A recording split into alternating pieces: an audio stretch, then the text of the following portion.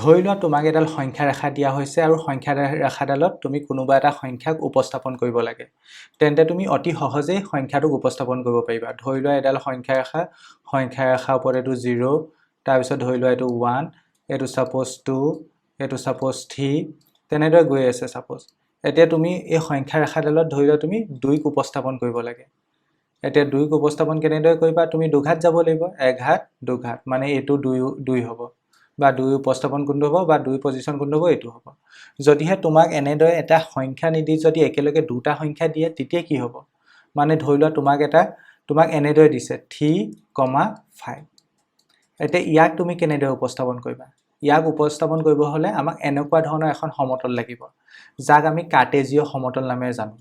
বা কাৰ্টেজীয় সমতল নামেৰে জনা যায় তেন্তে এই 3,5 যে এনেদৰে লিখা আছে এটো কয় কমিক জো বা এটো স্থানাংক বুলি কয় কি বুলি কয় স্থানাংক এটো কয় আমাৰ স্থানাংক ইংলিছত কলে কোঅৰ্ডিনেট বুলি কয় স্থানাংক ইয়াত তুমি দুটা দেখিছা দুটা সংখ্যা দেখিছা এটা প্ৰথমত এটা দ্বিতীয়ত যেটো প্ৰথম হেতু কয় আমাৰ x স্থানাংক আৰু যেটো দ্বিতীয় হেতু কয় আমাৰ y স্থানাংক প্ৰথমটো কি বুলি কয় x স্থানাংক আৰু দ্বিতীয়টো কি বুলি কয় y স্থানাংক মানে ইয়াত তেন্তে তিনিটোক কি বুলি কব x স্থানাংক ঠিক একেদৰে আমাৰ 5 টো কি কব y স্থানাংক আমি যদি 5 ৰ কথা ক'বলৈ যাওঁ 5 টো আমাৰ বাবে কি হ'ব y স্থানাংক হ'ব ওকে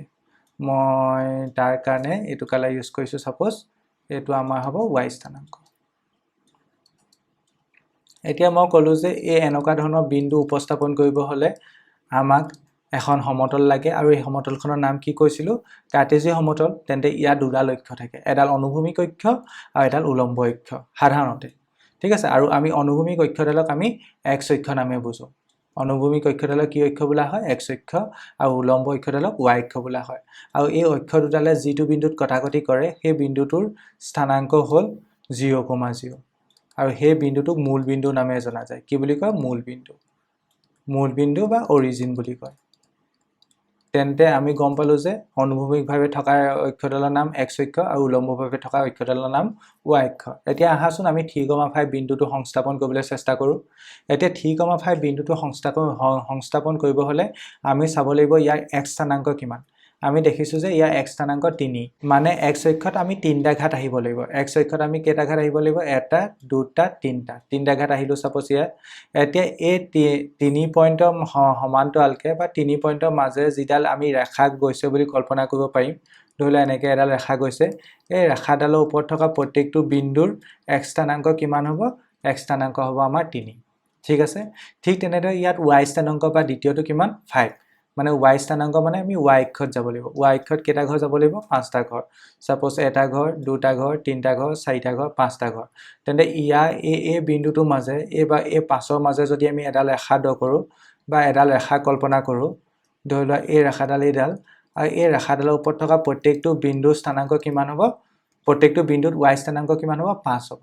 তেন্তে আমাক এনেকুৱা এটা বিন্দু লাগে যাৰ x স্থানাংক 3 আৰু y স্থানাংক কিমান 5 তেন্তে আমাৰ সেই বিন্দুটো কোনটো হ'ব আমাৰ সেই বিন্দুটো হ'ব এইটো হয়নে কাৰণ তাৰ বাবে এই বিন্দুটো পাব হলে আমি x অক্ষত তিনটা ঘাত গৈছো আৰু y অক্ষত কেইটা ঘাত গৈছো পাঁচটা ঘাত গৈছো তেন্তে আমাৰ 3,5 বিন্দুটো কোনটো হ'ব এইটো হ'ব 3,5 মই ইয়াত লিখি দিও এইটো হৈছে 3,5 ঠিক একেদৰে ধৰি লোৱা তোমাক আৰু এটা বিন্দু বহাব দিছে আৰু সেই বিন্দুটো হৈছে ধৰি লোৱা তোমাক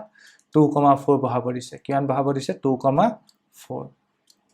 2,4 বহাব দিছে তেন্তে এবাৰ তুমি কি দেখিছা x ৰ স্থানাংক কিমান x ৰ স্থানাংক 2 আৰু y স্থানাংক কিমান y স্থানাংকটো হৈছে 4 ওকে x ৰ স্থানাংক 2 মানে কি তুমি x অক্ষত দুটা ঘাত যাব লাগিব x অক্ষত ধৰি লোৱা এঘাত দুঘাত এতিয়া ইয়াৰ সমান্তৰালকে বা দুই বিন্দু মাজে এডাল ৰেখা কল্পনা কৰিব পাৰো সেই ৰেখাডালৰ প্ৰত্যেকটো বিন্দুৰ x স্থানাংকটো কিমান হ'ব 2 হ'ব মানে এনেকুৱা এডাল ৰেখা আছে সাপোজ এই ৰেখাডালত থকা প্ৰত্যেকটো বিন্দু স্থানাংক কিমান হ'ব 2 হ'ব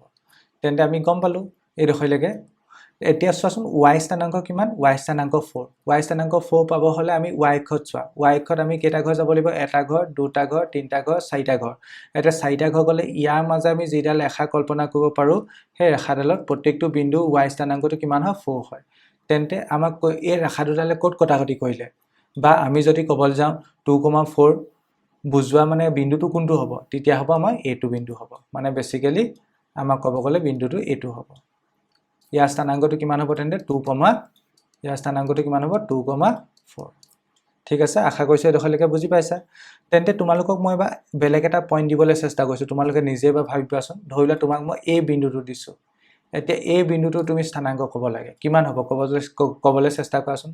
এতিয়া এই বিন্দুটো পাব হলে আমি x অক্ষত কিমান ঘাত আহিছো হেতু চোৱা আৰু y অক্ষত কিমান ঘাত উঠিছো হেতু চোৱা বা সাধাৰণভাৱে তুমি এনেকৈ চাব পাৰা এই বিন্দুটোৰ পৰা তুমি তলৰ ফাললৈ এডাল ৰেখা কল্পনা কৰা সেই ৰেখাডালে ক'ত কটাকটি কৰিলে 4 কটাকটি কৰিলে মানে x ৰ স্থানাংক হ'ব 4 এতিয়াত সেই একেদৰে y অক্ষৰ ফালে এডাল অক্ষ মানে ৰেখা কল্পনা কৰা সেই কাল্পনিক ৰেখাডালে y অক্ষত ক'ত কাটিলে 1ত তেন্তে ধৰিলা y স্থানাংক কিমান হ'ব 1 হ'ব তেন্তে এই বিন্দুটোৰ স্থানাংক কিমান হ'ব 4,1 যদিহে মই এটো উল্টা কৰি দিও মানে বিন্দুটো যদি মই উল্টা কৰি দিও 1,4 তেতিয়া একেটা বিন্দু হ'ব নি obviously নহয় 1,4 বুলি কোৱাৰ লগে লগে আমি x অক্ষত এঘাত আহিব লাগিব আৰু y অক্ষত কেটা ঘৰ যাব লাগিব 4টা ঘৰ উঠিব লাগিব x অক্ষত এঘাত আহিম y অক্ষত কেটা ঘৰ উঠিম 4টা ঘৰ এঘাত 2 ঘাত 3 ঘাত 4 ঘাত মানে এইটো হ'ব আমাৰ কিমান 1,4 এই বিন্দুটো হ'ব আমাৰ 1,4 তুমি লিখি দিব পাৰা কিনাত এইটো হ'ল 1,4